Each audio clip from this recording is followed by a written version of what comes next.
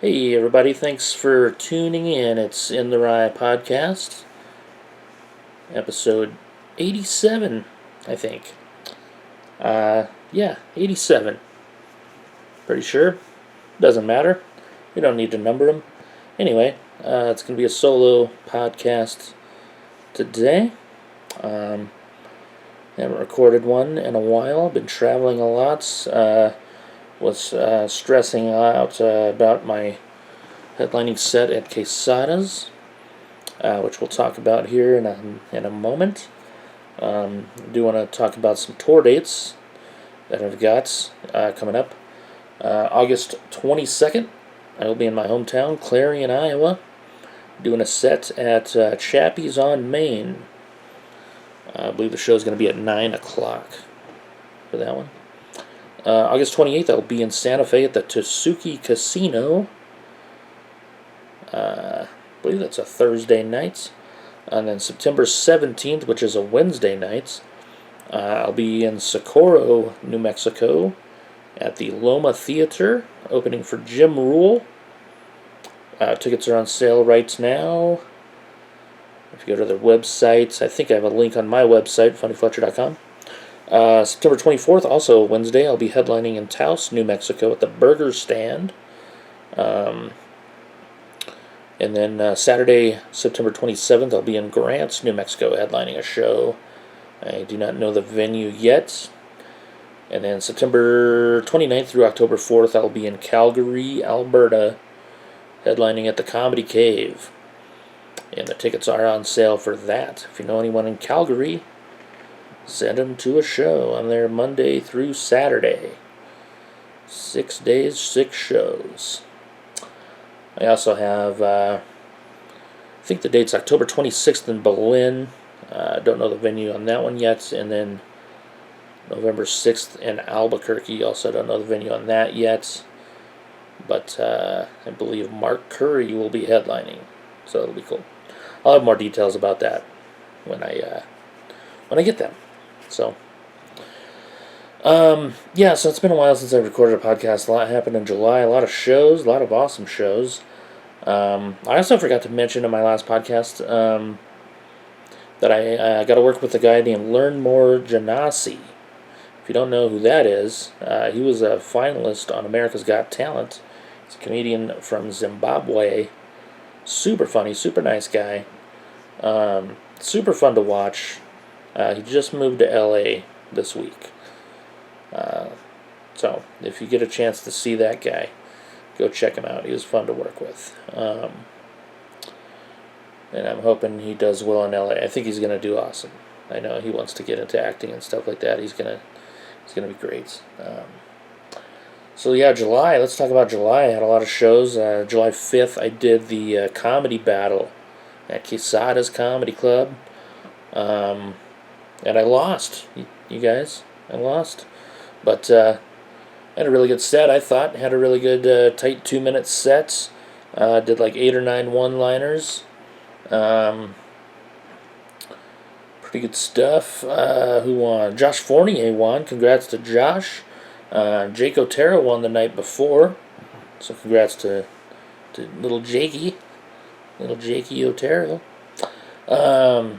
So that was a fun night. It was a super fun night. It was a format I'd never really seen in a comedy contest before, so that was kind of cool. Like, you'd go up against someone else, and then the crowd votes based on,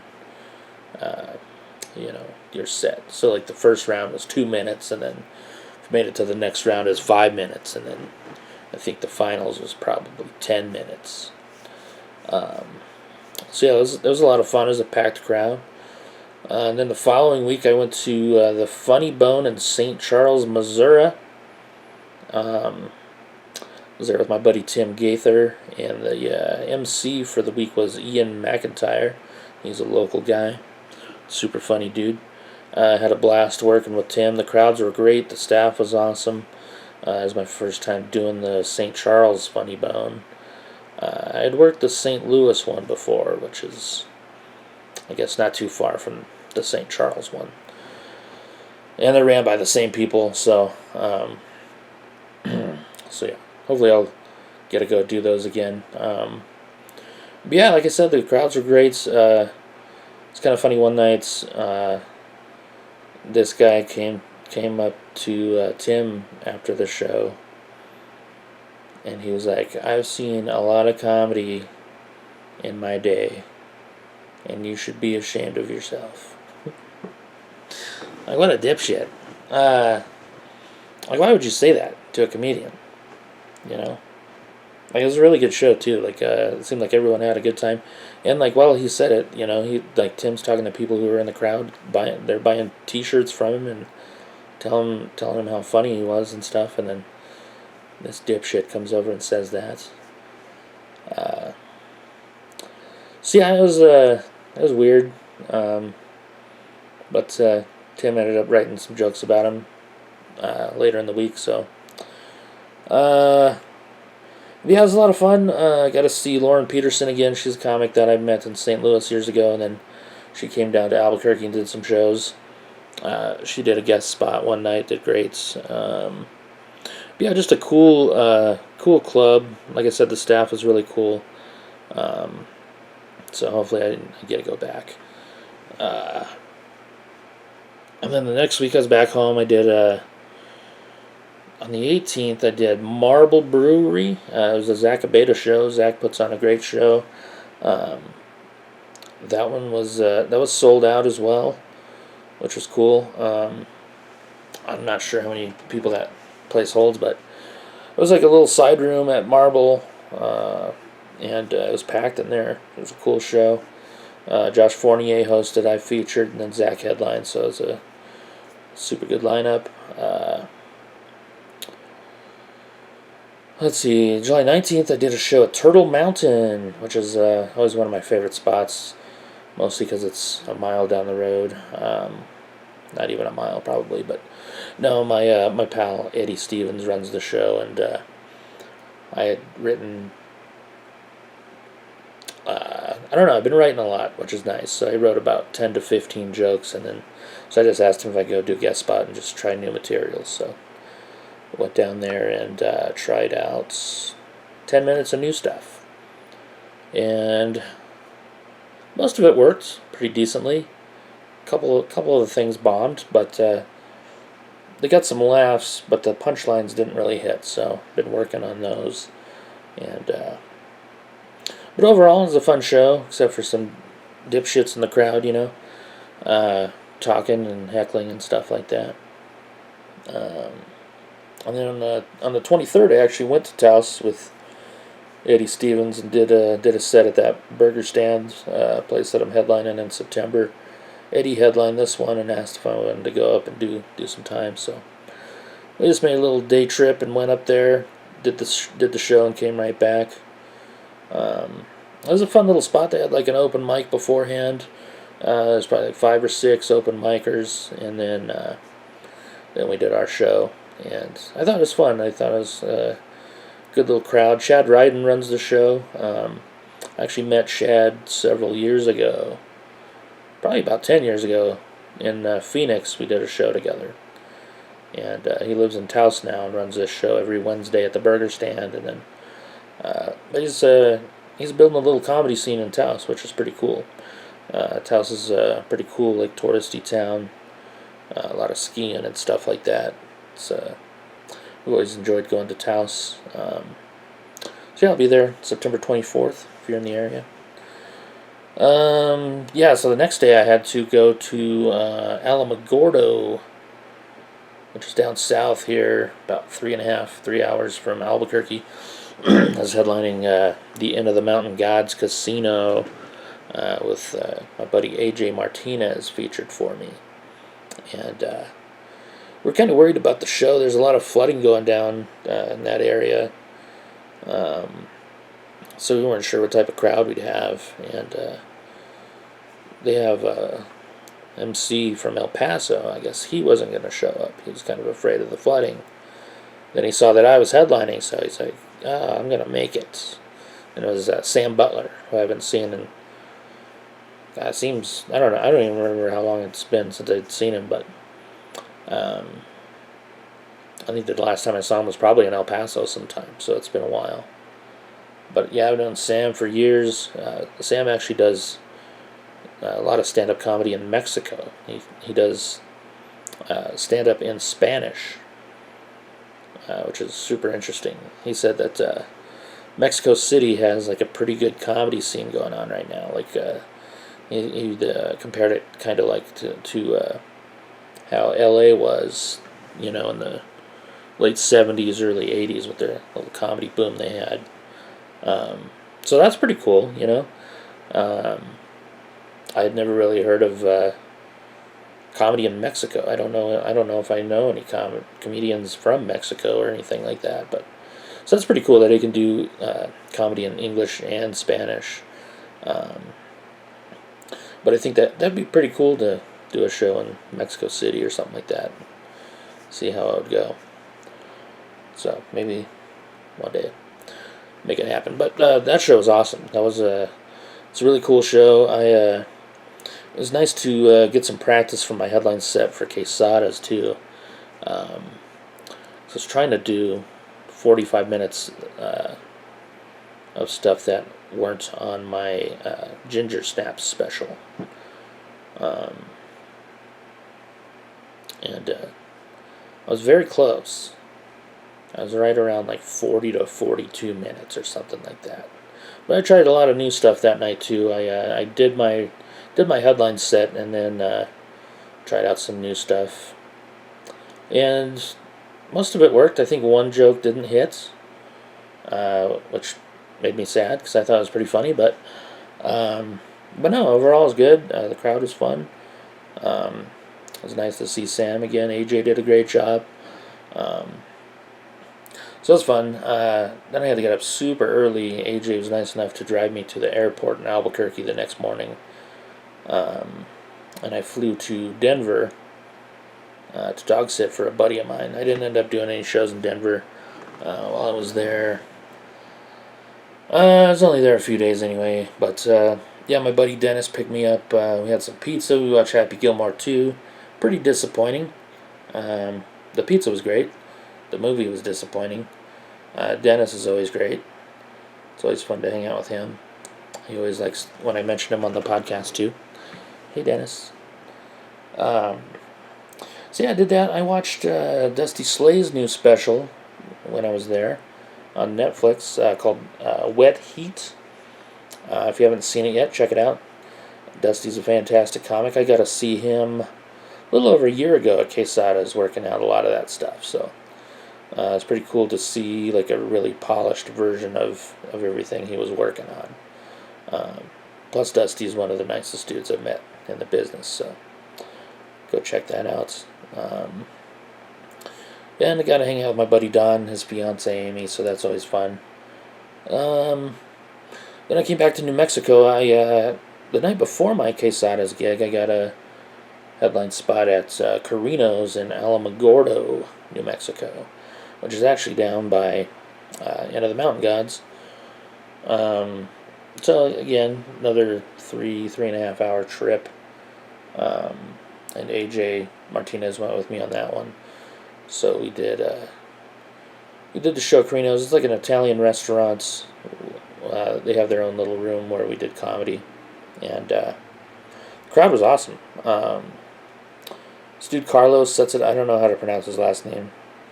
Castorena, I don't know. Him and his brother Michael are super cool guys. They've booked me on a lot of stuff, so I should learn how to pronounce their last name. Yeah, Carlos is a DJ also, but he did some time up front, did like 15 minutes, did great, warmed up the crowd, awesome. AJ had another good set. I thought my set went pretty well.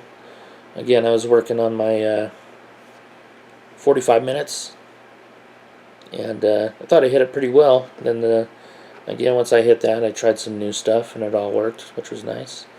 So yeah, overall, in that stretch, I tried probably about 15 to 20 new jokes that I'd written just within the last few weeks, which is nice. I don't know what happened, but when I was in Reno, that's when I kind of started like writing a bunch more. And my buddy Tim that I work with, Tim Gaither, he's like, I always tell him stories like all the time, try to make him laugh and stuff, because he's hard to make laugh. So I always tell him stories, and he's trying to get me to tell some of these stories on stage and stuff. So I've been writing some stories for trying to write them into jokes, and then just doing that, I was coming up with other stuff. So it was kind of nice to get some writing done and try it out.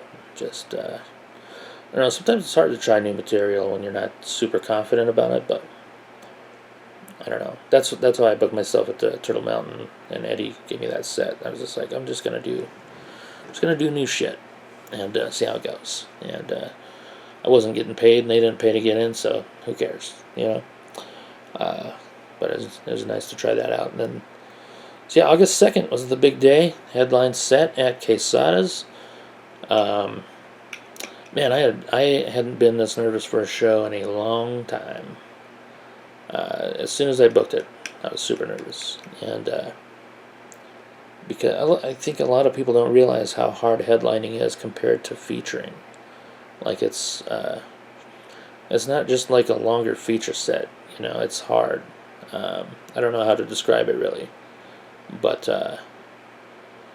yeah. Plus, another thing that made me nervous was, are people going to show up? It's a big club, seats like 300 people, and I think on Tuesday the dude texted me and said they had less than 50 tickets sold, so I was kind of freaking out about that. Because I was like, man, if it's a small crowd and they're not laughing a lot, how am I going to fill 45 minutes of just stuff that's not on my special? Which I don't know, I shouldn't worry about shit like that, but, you worry about stuff like that. And then the day of the show, he texted me and said they were up to 130, so I was like, okay, that's not bad at all. And I worked a lot on my set and going over things, and got to the club, and they ended up having I think he said 180 overall, so 180 out of 300 seats. Not bad. Didn't sell it out, but it was an awesome crowd. I'll share a picture of it on the screen here, and then what a fun night. Just Eddie Stevens hosted. Eddie's a really good host, so I wanted him to host the show.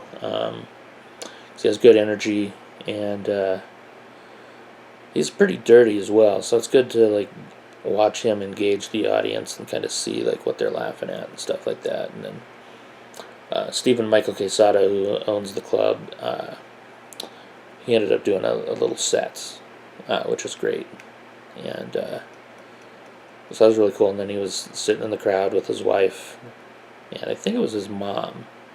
I could be wrong, but that was cool. And then AJ went up and featured, did a great job. And I was so nervous when I walked out on that stage. And I don't know, once I got on stage, I think I was fine after a few minutes. It's kind of crazy because so they have a clock on the wall and it counts down, so I could just see that the whole time. And the whole time I'm thinking can I fill this 45 minutes with stuff that's not on the special? And so a lot of that was going through my mind. And then I accidentally did a couple jokes that were on the special. Just I don't know, sometimes you have a certain order of jokes and you do them in a certain way, and then so you're used to telling it right after a certain joke. So I had a couple of those, and I was like, oh shit, that was on the special. But they got laughs, so that's all that matters. That's all that mattered to me anyway. I don't know if there are any comedy snobs in the audience I just watched the special and those jokes were on there. So I think there were 2 or 3 that I told maybe that were on there. And then the time's ticking down. I was like, oh shit. So I missed a couple of the jokes that I had planned on doing too. So I think I would have been able to pull off the 45 without doing those. But, oh well. It's not a big deal to anybody else but me. I feel like the crowd was good. I think everything got a laugh pretty much. I was able to squeeze in some new jokes, figure out what to put them in the sets. One of my new jokes that I just wrote about a month ago got one of the biggest laughs of the set, so that was pretty exciting. Yeah, just overall, what a cool night. Had a lot of friends and family show up. A lot of old friends that were there, like when I started comedy, were there, so that was cool. So we got to hang out. I got to hang out with those guys after the show and stuff. Some dudes that I worked with at Pizza Hut back in the day. I was working at Pizza Hut when I started comedy. It was actually my 24-year anniversary also, so that worked out pretty cool. So yeah, these dudes worked with me at Pizza Hut when I was like, I'm gonna do stand-up. I'm gonna be a comedian, you know. And one of the dudes that worked with me, he was like, why don't you just shut the fuck up and do it? That was my friend Nate. He was there that night, so that was really cool. Yeah, it ended up being a great night. I got to watch the video and stuff. Pretty awesome. So yeah, just when the show was over, just all the stress went away. I was so happy about that. And yeah, just a great night. One of the better nights I've had in comedy. So that was really cool. It would have been cool to sell it out, but whatever. I did my best. God damn it. So yeah, I got those shows coming up. Trying to add more to the calendar. I got some other stuff to talk about. I'm going to do that on the next podcast, though. Trying to get the website done in the wrypodcast.com. Still working on it. It's been hard to finish for some reason. Probably because I've been writing so much and focusing on the show. So now that I don't have a show for a couple weeks, I figure I can get that knocked out. Also, if you want to sign up for my newsletter, go to funnyfletcher.com. There's a pop-up that usually comes on the screen. You can sign up for the newsletter. If you do want to sign up and the pop-up doesn't come up, just send me a message. I'll get you on there. Just give me your email address. Yeah, I do like a monthly newsletter where I send stuff out. Usually podcast episodes and other dumb shit. I think that's it for this month. For this episode. Which could be this month. I'm working on getting some more guests, though. Scheduling conflicts are always hard. I've mentioned that before a million times, but anyway, yeah. Thanks to Jarrett Reddick from Bowling for Soup for the intro music, and John Singleton from Anesthesia for the outro music.